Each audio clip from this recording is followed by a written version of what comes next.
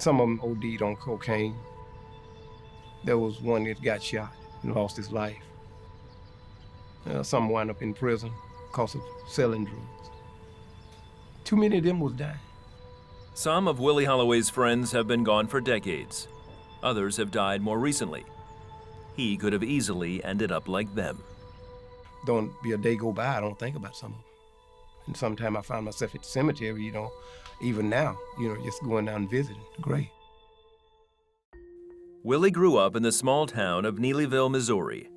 His father was an alcoholic who physically and verbally abused Willie and his siblings. I think to myself, why was I born? Why was I born? Was I born to go through this? What? Why am I here? I've seen other, friends of mine that, their fathers seemed like they would take them to, places out to eat. They would take them to like little ball games, and, I didn't have that, and I longed for that.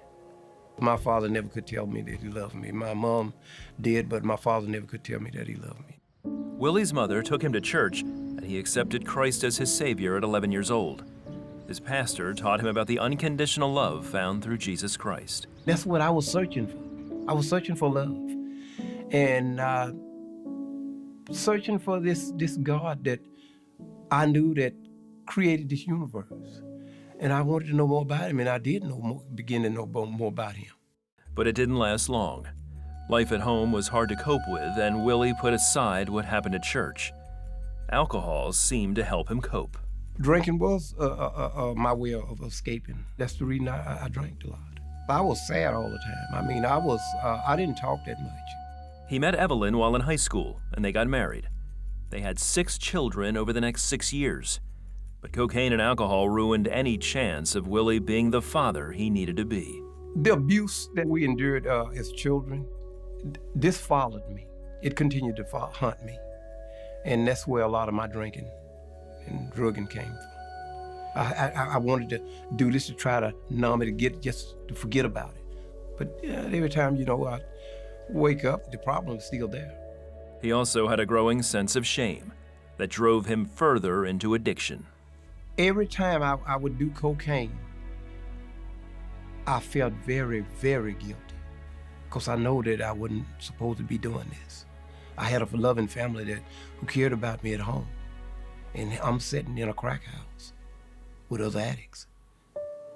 Over the next 20 years, Willie racked up 6 DUIs and went to prison twice for violating his parole.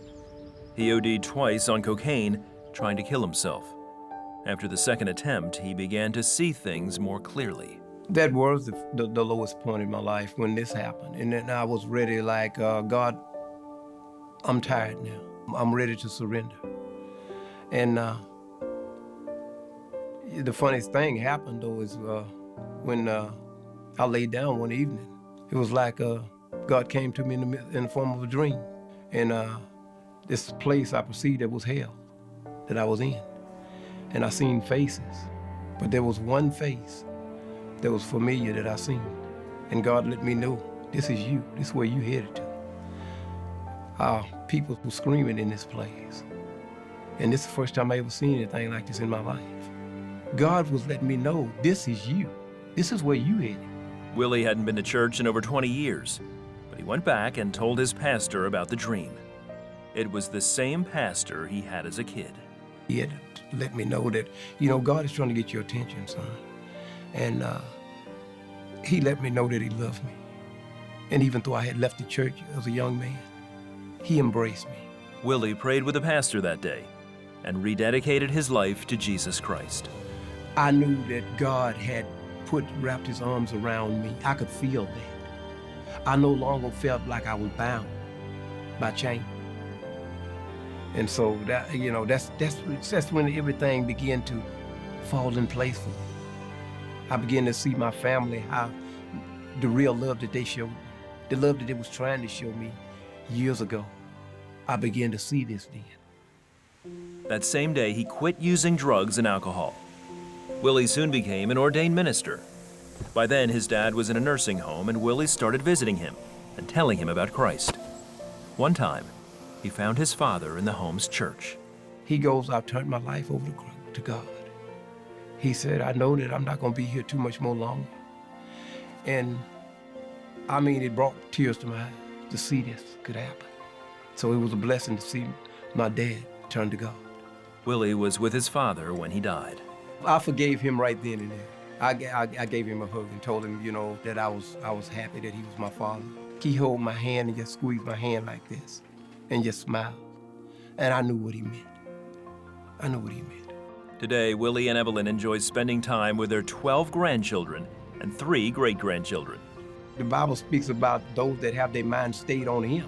And so that's the way it is today. When I wake up, God wakes me up of mornings, he's the first thing I'm thinking about when I'm awake. I don't no longer think about that drug no more. That drug used to be my God. But now God have replaced that, and he came in and took over. He stepped in my life.